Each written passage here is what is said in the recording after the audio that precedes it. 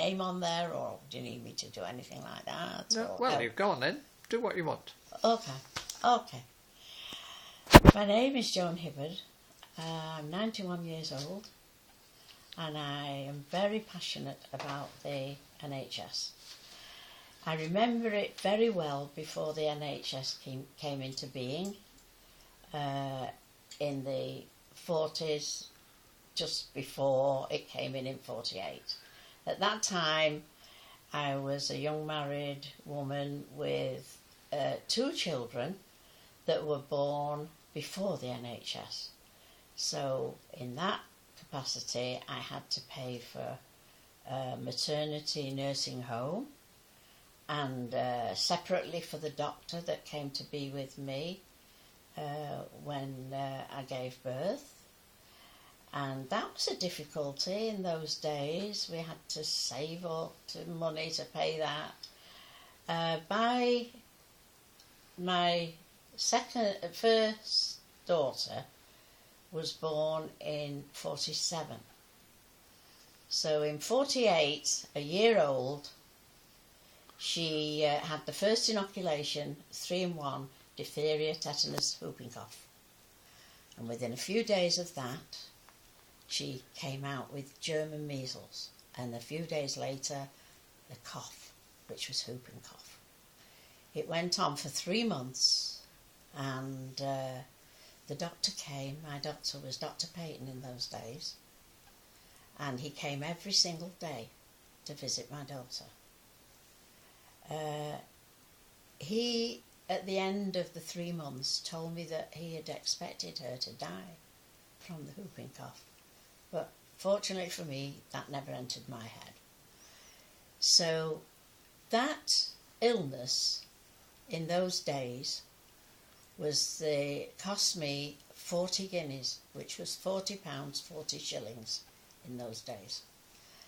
And since my husband was only earning £8 a week at that time, that was a big difficulty. So I paid him over the 3 months in instalments.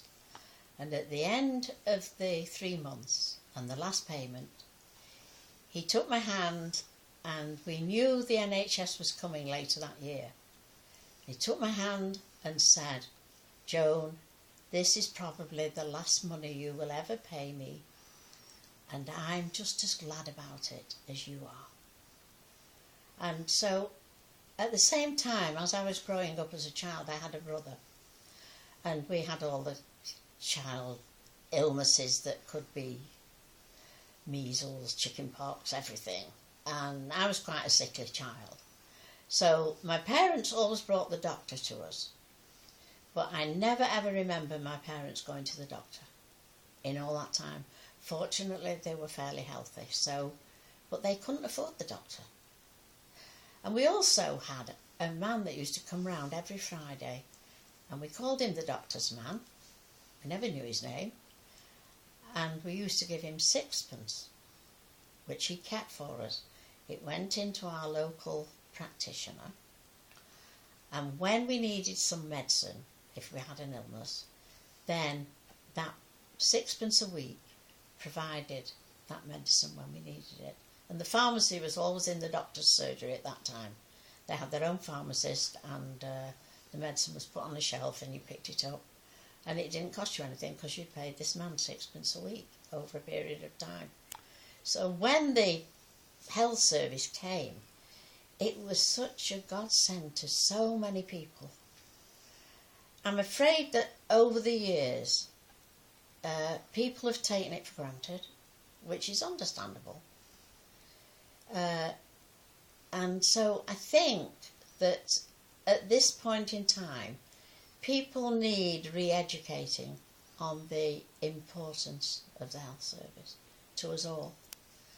Because now at my age, the only thing I want to look forward to is that when I am not here any longer, that generations to come after me will still have the benefit of the NHS.